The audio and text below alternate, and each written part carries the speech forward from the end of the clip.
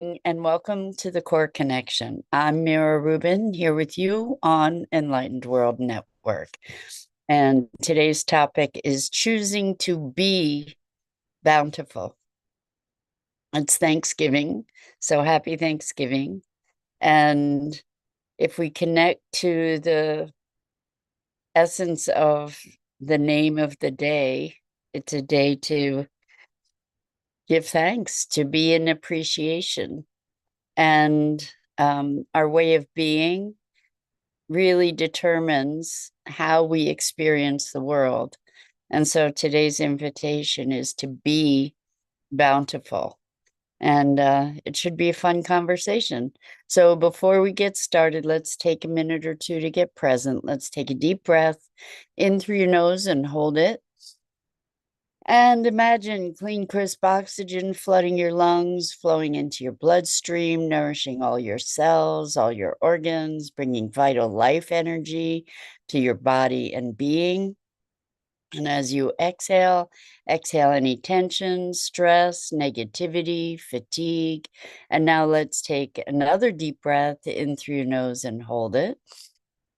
This time, imagine brilliant bright light lighting you up from the inside out, illuminating, electrifying, and energizing all your cells, your molecules, your electrons, creating a brilliant beam of light and energy from your heart out into the world.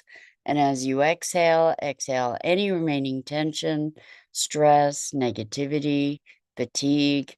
And now let's press our palms together vigorously.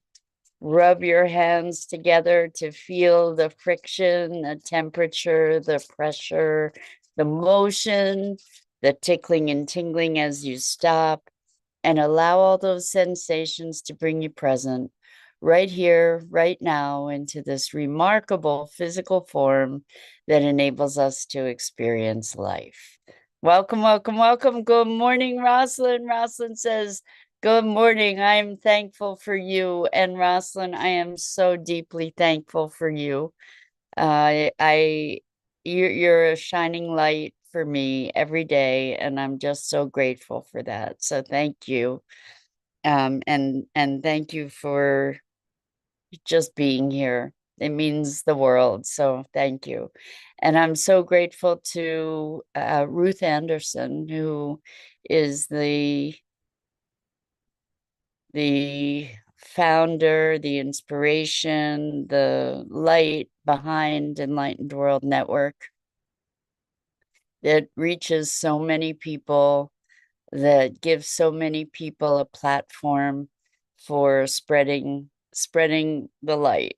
And so I'm just wanting to give her deep appreciation for her vision and her persistence and her deep, deep love that she shares with so many people, making such a difference in the world. So, and for the folks who are her loyal and talented supporters, Sue Seekoff and Dido Clark, without whom we wouldn't have Enlightened World Network functioning in the beautiful way that it does.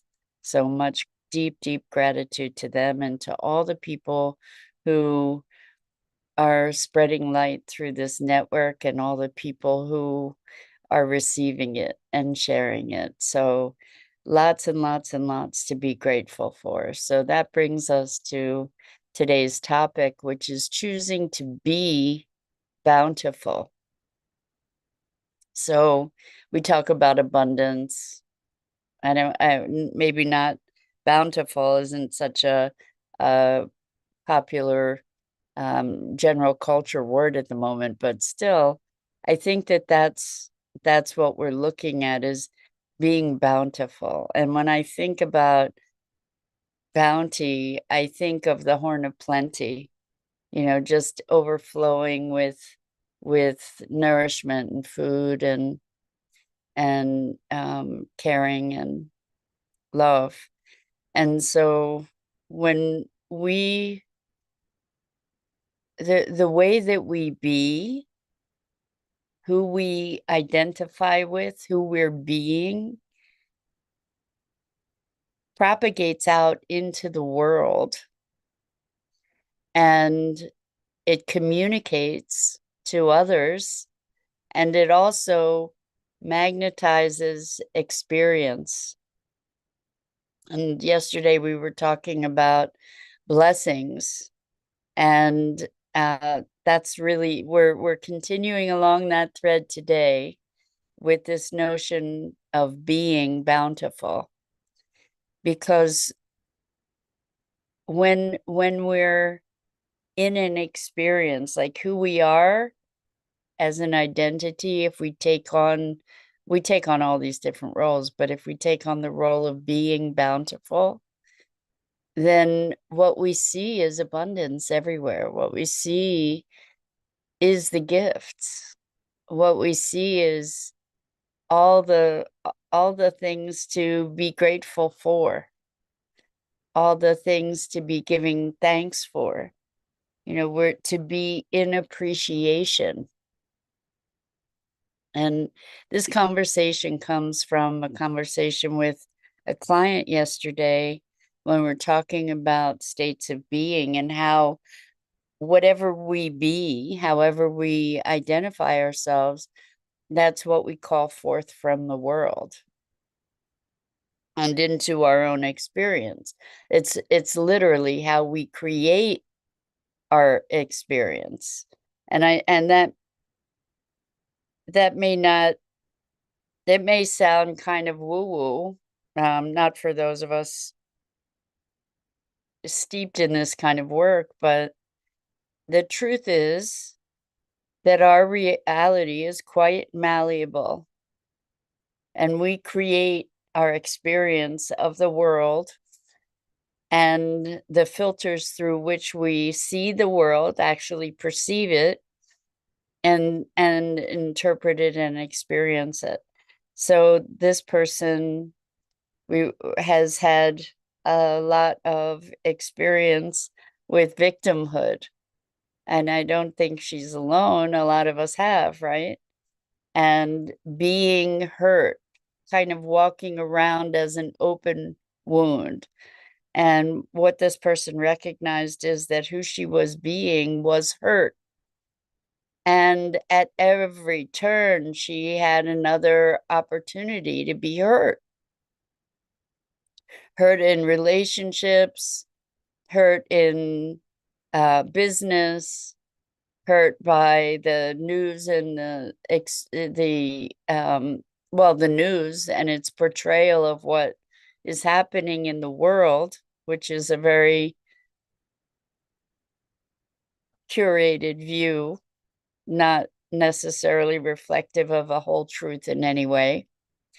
So this recognition of how we be, whether it's hurt or bountiful or blessed, like what if we be blessed? If we're being blessed, what we will see is all the blessings. If we're being bountiful, what we see is all the bounty. And that it's so simple. It's not necessarily easy, but it's so very, very simple, to be bountiful, for example, to be blessed. And part of that, for me anyway, that leads me into the arena where I can experience that state of being, is from the space of life is happening for me and through me rather than to me. And if life is happening for me, then it's very easy from that space to step into blessings. And blessings often come in camouflage. There are often times when blessings are arising and we can't recognize them very readily as blessings unless we make a deliberate intention to do so, because it's not always obvious. It could look like pain and suffering. And it takes looking or being open to receiving. It takes allowing to allow those blessings to emerge sometimes, or our awareness of the blessings to emerge. So I was speaking with another client who is an attorney and is in the midst of legal action, and was very much looking at a particular, hoping for a particular outcome. And that outcome didn't come about. And so they were initially very upset because there was attachment to that outcome. And what's certain to me, even though we don't yet know how it's going to unfold, what's certain to me is that there's something better and more appropriate emerging. That this whole thing that they're engaged in is part of a bigger story, and that it's unfolding exactly the way that it needs to, even though it's not unfolding in the way that was hoped for. And with that kind of attitude, some people would call it Pollyanna, and I get that. But the thing is, with that kind of attitude, things are going to unfold. We have a choice. We always have a choice. So we can choose to be bountiful. We can choose to be in lack. We can choose we can choose that things are unfolding in their perfection. We can choose that the world is out to get me. And the thing is, things are going to unfold however they unfold. And our beingness impacts the way that they unfold. And along the way, the experience of being bountiful is a lot more joyful than the experience of being in lack. Correct? I mean, if you can choose, and we can, why wouldn't we choose a path of greater joy? And actually, that I have an answer to that, which is kind of sad. Why wouldn't we choose the path of greater joy? And the answers that I've seen from people is that somehow they're conditioned to believe that that path of joy is somehow less real, somehow less valid, somehow delusional. And the path of negativity and worst case scenario is somehow more realistic. I mean, just think about how we've been so deeply conditioned in that way. It's crazy making, literally. And this reminds me of the other day. I know I've shared that in the morning. I think I shared this already, but I'm going to share it again because it was so powerful. In the morning, I get up and I just say, sort of shout, "Good morning, magnificent life," or "Good morning, wonderful life." And it immediately changes my state. It immediately has me in a place of receptivity and embracing life versus just sort of trying to wake myself up into the day. And the other night, I was just sitting and engaged in, I was crocheting and watching TV. And all of a sudden, I realized, oh my gosh, I have a magnificent life. Now, I can tell you that the circumstances of my life haven't changed since I felt, but my perception shifted, and the weight of my attention shifted to how to what's working, to being bountiful. And it's not that we don't have the challenges and the hardships and all of that. It's that maybe they're experienced differently. Maybe we don't weight them more heavily than the benefits and the positives and the lovely things. So with this person that was hurt, there was a deep victimhood that accompanied that hurt, or that supported that being hurt. And so when this person would recount their day at work, the focus was on everything that wasn't working and all the challenges and all the overwhelm. And yet this person would say, there's so many things I love about my job, but I never heard what they were. And so my invitation to them was to start speaking the things they love. Because when we put our attention, it's the same job, it's the same events happening throughout the day. But when we put our attention on the goodness, we feel the goodness. When we put our attention on the challenges, we feel the stress and tension of the challenges and the overwhelm for this person. And so it's really a matter of how we weight our experience. What are we going to give energy to? Whatever we give energy to is going to multiply or intensify. So if I talk about all the terrible things that happened in my day, all the things that challenged me, and all the things that didn't work, I'm in this downward spiral of those emotions. If I talk about the miraculous connections that I had and look for all the benefits in that, I have a different emotional and therefore physiological experience.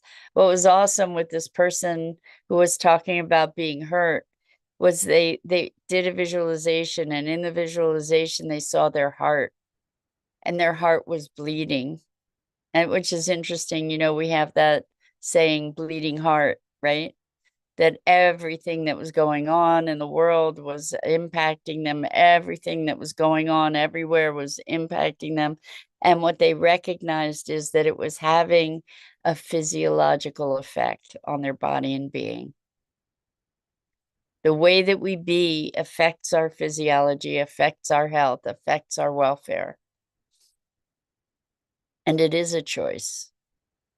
It's not a simple choice. It's an easy, let's say it's a simple choice. It's not an easy choice necessarily.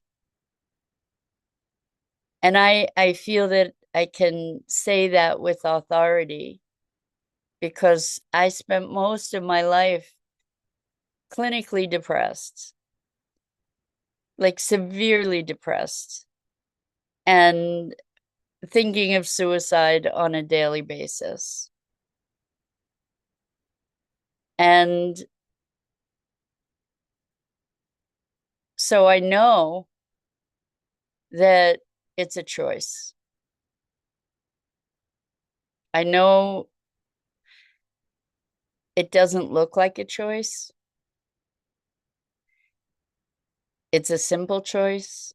It's not an easy choice. And it takes determined effort and energy to repattern ourselves, to redirect our attention, sometimes in a literal and physical way, to just literally turn your head in a different direction. For instance, for this person to be willing to not immerse themselves in the headlines from the news, which is designed in so many ways to throw us into fight or flight, panic, depression, helplessness, hopelessness. It's not that those things aren't happening in the world, but they are not the entirety and maybe not the majority of things that are happening in the world. There's good news to be had as well. So it's not a matter of denial or avoidance. And it is a matter also of knowing that there's a greater balance, knowing that whatever those headlines are, it's not a whole picture. It's a very skewed picture. We all know the saying, if it bleeds, it leads in the news. How much good news do we see in the news? Not a whole lot. And it's designed that way. Because it helps to, or we are conditioned, maybe it's just a cycle of conditioning. We're cycled into looking for what's wrong. And that may be tied in with the survival mechanism. You know, if we know what's wrong, what's the danger, then we can respond. Hopefully we can respond appropriately if there's danger or a threat, right? So we're conditioned to look for that threat instead of looking for what's great. You know, because we don't want to be caught unaware and endangered because we're unaware. But we can recondition ourselves. We can recondition ourselves so that we can recognize that these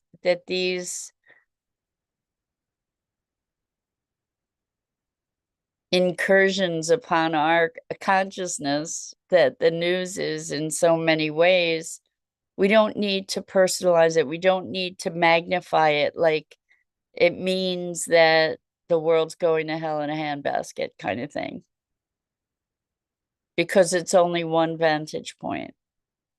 So going back, circling back to being bountiful. When we be bountiful, we get to recognize the blessings. And they're all around all the time.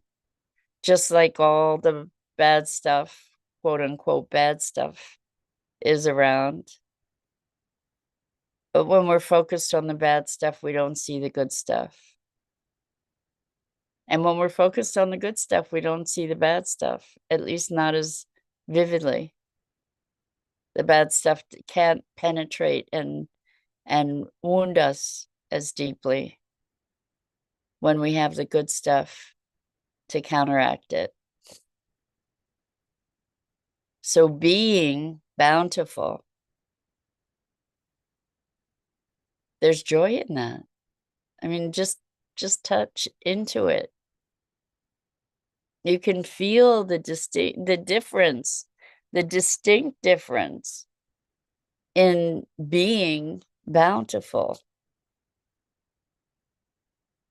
Even though there might be debt, even though I still want making more money, for example, to recognize how bountiful we are already and to be bountiful. When we're bountiful, we perceive, we experience, and we magnetize greater bounty. And what better, I mean, it's sad that we have the history with this day of Thanksgiving that we do in terms of colonialism and abuses. And we can rework this day to one of gratitude and true gratitude and appreciation.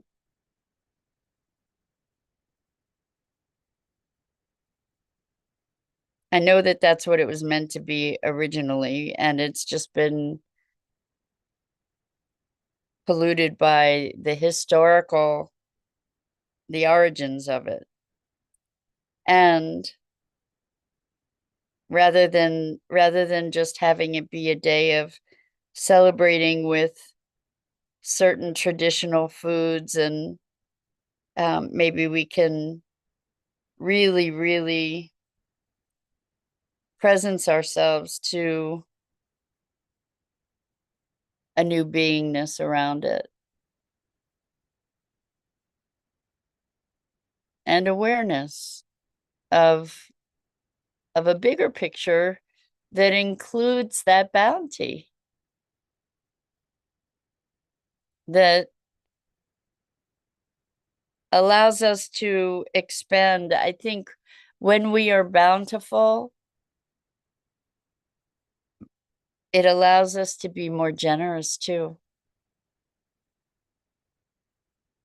And so maybe that's a wonderful thing that we can cultivate for this day, is generosity as part of our gratitude and bounty. And look at how generous the world is with us in so many ways, and how we can give back, how we can contribute. And part of that is contributing our gifts. Part of it is being our authentic selves. So with that, I invite you to be bountiful and generous and expressed. So happy Thanksgiving. Happy giving thanks. That's it for today. I'm Mira Rubin. This is the Core Connection, and I go live each weekday morning here on the Enlightened World Network Facebook page and YouTube channel. And I invite you to please like, follow, and share Enlightened World Network and me. The links are in the description. And as always, it's a delight, a privilege, and a pleasure to have the opportunity to share these music